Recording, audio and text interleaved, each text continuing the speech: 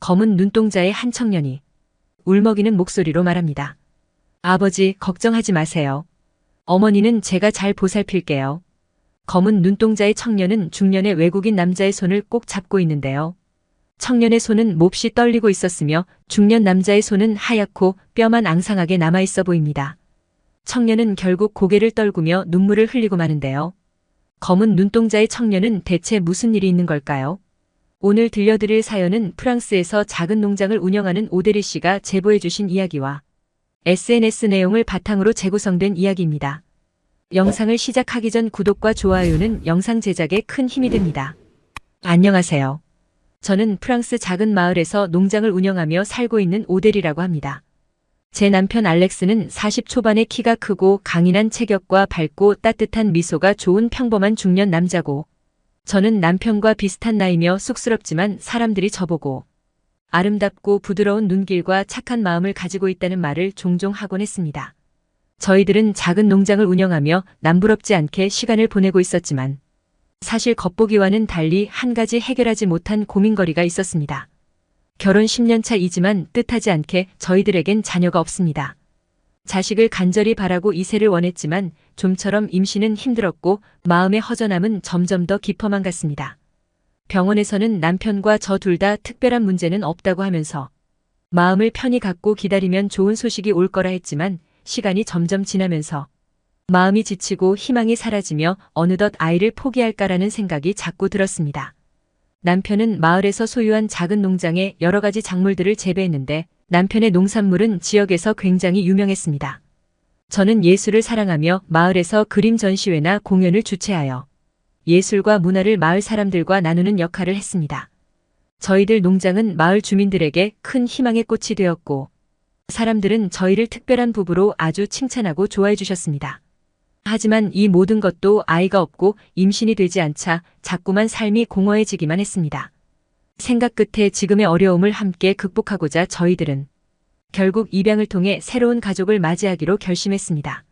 저와 남편은 서로 간의 아픔이 될 수 있는 말은 최대한 하지 않도록 매사 언행에 신중했고 입양할 아이도 사내 아이로 생각하고 있었습니다.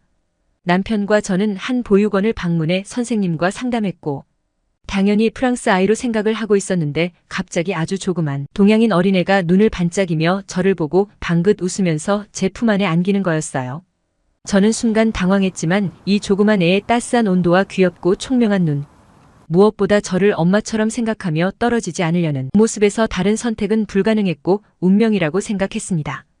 저는 이 아이의 손을 놓을 수가 없었으며 그냥 제 아들이었고 저는 평생 보호자로 헌신을 해야겠다는 생각만 들었습니다.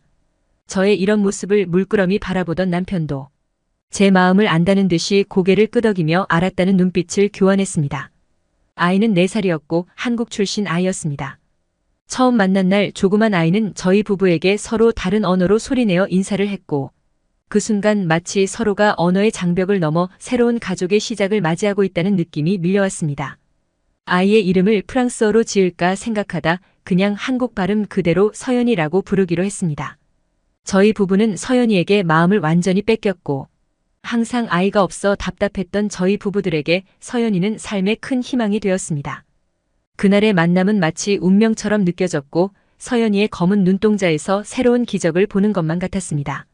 서연이는 성장하면서 천천히 프랑스 언어와 문화에 적응했고 저희들은 항상 즐겁고 행복했습니다. 저희 부부는 서연이에게 사랑과 따뜻함을 가득 주었는데 그가 운동에 흥미를 갖기 시작하면서 어려움의 시기가 찾아왔습니다. 서연이는 축구에 열정을 쏟았고 프랑스에서 자신의 꿈을 이루고자 했습니다. 그러나 초등학교 시절 서연이는 다른 아이들과의 경쟁에서 뒤처지고 실패를 맛보게 되었습니다.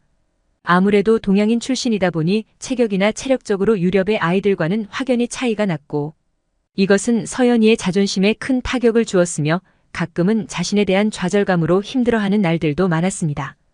그럴 때마다 저와 남편은 항상 서연이 곁에서 격려하고 실패는 성공하기 위한 디딤돌이라며 아이에게 힘과 용기를 주었습니다. 서연이의 축구 실력은 점차 향상되었고 중학교 시절에는 지역 대회에서 수상할 만큼 좋은 성과를 거두었습니다. 하지만 서연이의 꿈은 아직 멀었습니다. 프로축구 선수로 데뷔하기 위해서는 지금보다 더 많은 땀과 노력이 필요했습니다. 고교에 입학한 서연이는 더욱 힘든 훈련과 경쟁에 직면하게 되었습니다. 상대팀의 강력한 선수들과의 경기에서 패배도 경험했지만 저희들은 여전히 서연이를 사랑하고 아끼고 좌절하지 않고 극복할 수 있도록 항상 힘을 실어주었고 서연이가 스스로를 믿고 꿈을 향해 나아갈 수 있도록 도와주었습니다. 더구나 남편은 서연이의 매니저가 된 것처럼 하나하나 서연이에게 관심과 사랑을 쏟았고 그런 서연이도 아빠를 가장 존경하면서도 제일 친한 친구처럼 허물없이 지냈습니다. 그러나 삶은 언제나 예상치 못한 상황을 맞이하게 되는 것 같았습니다. 고등학교 3학년 때 시합에 나갔던 서연이는 큰 부상을 입고 말았습니다. 상대 선수와 심하게 부딪히면서 전방 십자인대가 완전히 파열되고 왼쪽 정강이뼈가 으스러질 정도로 너무 심하게 부상을 입고 말았습니다.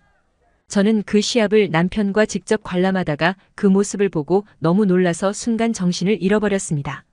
잠깐의 시간이 흐르고 다시 정신을 차려서 운동장으로 시선을 돌렸을 때 어렴풋이 남편이 서연이에게 뛰어가는 모습만 생각날 뿐 완전히 제 기억은 정지 상태가 되어버렸습니다. 병원으로 실려가는 모습에 저는 다리에 힘이 빠지고 걷지를 못했습니다. 병원에 도착하자마자 서연이는 6시간의 대수술을 받아야만 했습니다. 병원에서는 최소한 2년은 아무것도 하지 말고 오로지 재활에만 신경을 써야 하고 완치하더라도 앞으로 몸싸움을 하는 과격한 축구는 절대 하면 안 된다는 가혹한 얘기를 들어야만 했습니다. 이때부터 서연이의 꿈이 멀어지면서 상처와 좌절이 자신을 어두운 터널에 갇혀버리게 만들고 말았습니다. 서연이는 급격하게 말이 줄었고 저희들과 눈을 마주치지 않았습니다. 아무 움직임도 없이 그냥 창밖만 바라보고 있는 서연이를 볼 때마다 저는 가슴이 내려앉고 마음이 너무 아파서 견딜 수가 없었습니다. 하지만 저희들은 절대로 내색을 하지 않았고 서연이가 다른 생각을 못하도록 계속해서 서연이와 대화를 했습니다. 길고도 긴 어둠의 시간에도 저희 부부는 서연이의 곁에서 떠나지 않았고 서연이의 부상과 정신적인 상처를 치유하는 데 집중하고 신경을 썼습니다. 저희 부부는 서연이를 입양한 순간부터 단 한 번도 입양한 자식이라 생각한 적이 없었고 오로지 제가 낳은 친자식이기에 서연이를 어떻게 해서라도 이 어둠의 긴 터널에서 빠져나갈 수 있도록 부모로서 힘이 되어야 한다고 생각했습니다. 남편은 농장일이 끝나면 곧장 집으로 와서는 서연이의 재활 운동을 적극적으로 도왔습니다. 그런 아버지가 고마웠는지 어쩔 땐 품에 안겨서 눈물을 흘리더군요. 내가 지금 부상당하고 힘들어 낭떠러지에 있지만 어떠한 비바람이 몰아쳐도 아빠는 우리 아들을 껴안고 이 어둠에서 빠져나갈 거야. 남편은 그렇게 울면서 말을 했고 서연이는 그 말을 듣고 자신의 억압되었던 감정이 폭발했는지 큰 소리로 울면서 남편에게 안기더군요. 저는 너무 가슴이 아프고 한편으로는 남편의 고마운 마음에 저도 서연이의 손을 잡고 같이 울었습니다. 서연이는 자신의 한계, 상처와 싸우는 동안 저희들은 사랑으로 아이에게 끝없이 헌신하며 절대로 서연이의 손을 놓지 않았습니다. 재활의 시작은 희망의 불씨를 키우기 위해 필요한 일이었지만 그것은 예상보다 훨씬 어려웠습니다. 서연이는 몸의 부위마다 느껴지는 통증과 함께 새로운 현실에 대한 슬픔을 극복해야만 했습니다. 처음에는 간절한 희망과 끈질긴 노력으로 그 어려움을 이겨내고자 했지만 물리치료와 재활 프로그램은 그에게 무척이나 힘든 시련으로 다가왔습니다. 특히 서연이는 축구를 사랑하고 그것이 그의 삶의 전부였기에 축구 선수로서의 꿈이 무너져가는 자신을 너무 힘들어했습니다. 서연이는 자신의 체중을 지탱하고 뛰어넘는 간단한 행위마저도 무서운 도전으로 변해가고 있었습니다. 서연이는 적응과 수용의 과정에서 강한 의지를 발휘하려 했지만 때로는 슬픔과 좌절이 그를 휩싸며 어두운 그림자를 들이우기도 했습니다. 그는 새로운 꿈과 희망을 찾기 위한 자신과의 싸움에 나서면서 지나온 시련들이 얼마나 큰 상처를 남겼는지를 깨달았습니다. 마침내 길고 긴 재활의 시간이 끝나고 그 사이 어느덧 서연이는 늠름한 청년이 되어버렸고 이제 평범한 일상으로 갈 수 있는 시간이 되어서 저희들은 너무나 기뻤습니다. 하지만 그 기쁨도 잠시 저희 가족이 행복한 순간에 뜻하지 않게 또 다른 시련이 기다리고 있었습니다. 서연이의 정신적인 영웅인 아버지가 암이라는 무서운 병에 걸린 겁니다. 언젠가부터 소화가 잘 되지 않고 속이 아프다고 말을 했는데 시간이 지날수록 증상이 점점 더 좋지 않아 병원에 가니 위암이라는 충격적인 진단을 선고를 받았습니다.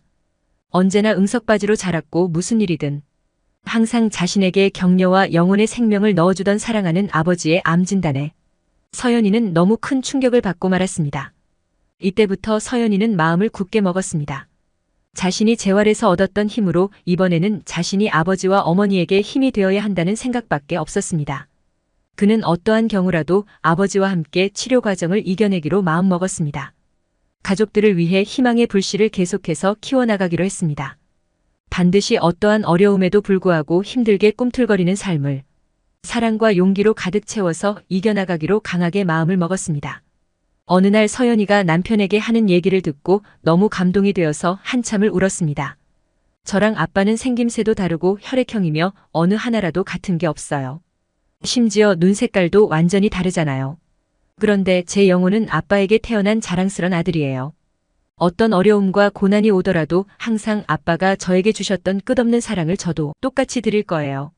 왜냐하면 아빠는 이 세상에 하나밖에 없는 저의 너무 사랑하고 소중한 분이시고 저는 그런 아빠의 하나밖에 없는 아들이잖아요. 저는 병실 밖에서 서연이가 아빠에게 하는 얘기를 듣고 너무 고맙고 감사해서 한참을 울었습니다. 아무런 연고도 없이 머나먼 프랑스 고아원에서 입양되었던 한국인 서연이가 저희에게 이렇게 큰 힘과 용기를 주며 사랑을 베풀어줘서 너무나 고맙고 감사했습니다. 그날 고아원에서 일면식도 없던 저의 품으로 안겼던 조그만 아이가 이제는 저희 부부가 의지하고 용기를 얻을 수 있는 너무 대견한 아들이어서 신께 깊은 감사를 드렸습니다. 그때부터 남편은 암과의 힘든 싸움이 시작되었습니다. 생각보다 암은 더 빠르게 몸 전체로 전이가 되었고 수술과 독한 항암 치료를 병행하며 사투를 벌였습니다. 남편이 밥을 먹을 때나 화장실에 갈 때도 서연이가 모든 걸 옆에서 간호를 했고 잠시라도 아빠의 곁을 떠나지 않았습니다. 어쩔 땐 제가 서연이 보고 많이 피곤하고 힘드니까 집에 가서 쉬어라고 얘기해도 서연이는 아빠의 병이 점점 더 좋아지지 않아서 혹시 잠시 자리를 비웠을 때 무슨 일이 일어나면 안 된다며 거의 하루 종일 남편의 옆에서 같이 있었습니다. 그렇게 수술과 항암 치료로 1년을 했을 때 어느 날 의사가 저와 서연이를 부르더군요. 최선을 다한 수술과 항암 치료로 여기까지 온 것도 기적이었다고 하면서 마음의 준비를 하는 게 좋을 것 같다고 했습니다. 서연이와 저는 의사가 부를 때 어느 정도 예상은 하고 있었지만 막상 앞에서 들었을 때 너무 무서웠고 어떻게 준비를 해야 할지 몰랐습니다. 하지만 서연이는 의사에게 아버지가 어느 정도 살 수 있는 시간이 남아있는지 물어봤고 의사는 한 달도 힘들 거라고 충격적인 얘기를 했습니다. 서연이는 말없이 눈물만 흘리면서 저보고 잠시 1시간 정도 생각을 하고 오겠다고 하면서 병원을 나갔습니다. 그러고는 다시 돌아와서 저에게 이제 병원에서 치료는 아무 의미가 없으니 집으로 돌아가서 아빠가 좋아하는 농장에도 가고 주위 산책도 하며 마지막까지 가족과 보내는 게 더 좋을 것 같다고 얘기를 했습니다. 저는 거기까지 생각을 하지 않았는데 서연이는 남편이 어떤 걸 좋아하는지 지금 이 순간 아빠에게 제일 좋은 것과 도움이 되는 게 무슨 일인지 1시간 동안 깊게 생각을 했던 것 같았습니다. 사실 서연이에게 말을 하지는 않았는데 1년 동안 남편이 병원에 입원해 3차례나 수술하고 항암 치료를 하면서 너무 큰 병원비가 나와 저축했던 돈으로는 도저히 병원비가 감당이 되지 않아서 집을 담보로 거액의 대출을 받았거든요. 사실 그 방법 말고는 다른 대안이 없었던 것은 사실이고요. 서연이도 성인이 되었기에 솔직하게 지금 어려운 집 사정을 얘기했습니다. 그런데 의외로 서연이는 담담하게 이렇게 얘기하는 겁니다. 엄마, 저도 이미 다 알고 있었어요. 하지만 너무 걱정하지 마세요. 앞으로 은행에서 빌린 돈부터 농장일과 집안의 모든 일들은 제가 조금씩 해결하면서 이겨낼 테니까. 지금은 아빠한테 최선을 다해요. 저는 순간 너무 커버린 우리 아들 서연이에게 안기면서 한참을 울었던 것 같습니다. 서연이는 그 옛날 처음 제가 서연이를 끌어안을 때처럼 저를 따뜻하게 안아주면서 이제부터 아빠의 빈자리까지 자신이 다 채워드릴 테니까 걱정하지 말라고 하면서 오히려 저를 위로하더라고요. 그리고는 아빠에게 줄 선물이 있다며 선물을 사러 나갔다 온다고 했습니다. 2시간 후 서연이는 아주 조그맣고 귀엽게 생긴 예쁜 강아지를 입양해 왔습니다. 서연이는 아빠를 간호하면서 얼마 남지 않았다는 것을 예감했었고 한 달 전부터 유기견 보호소에 입양 신청을 했는데 어제 연락이 와서 데리고 왔다고 했습니다. 그러고는 바로 병원으로 가서 퇴원 준비를 했습니다.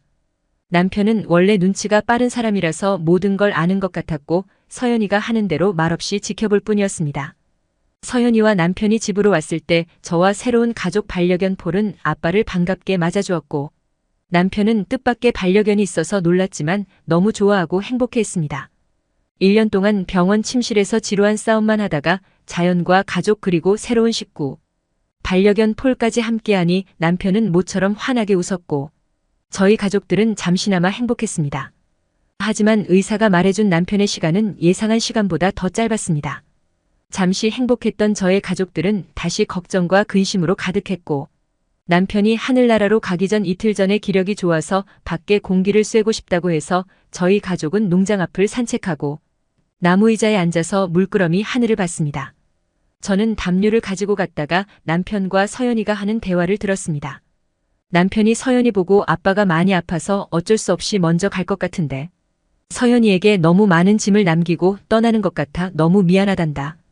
서연아, 아빠가 서연이에게 마지막으로 부탁하고 싶은 게 있는데 아빠가 없어도 엄마를 잘 보살펴 줄 수 있겠니? 그 말을 하면서 남편은 눈물을 계속 흘렸습니다. 그러자 서연이는 앞으로 아빠가 없는 빈자리는 제가 외롭지 않게 엄마를 보살펴드리고 사랑하며 어떤 어려운 일들이 생겨도 반드시 엄마 곁에는 제가 있을 테니까 아빠는 절대 그런 걱정을 하지 않으셔도 돼요.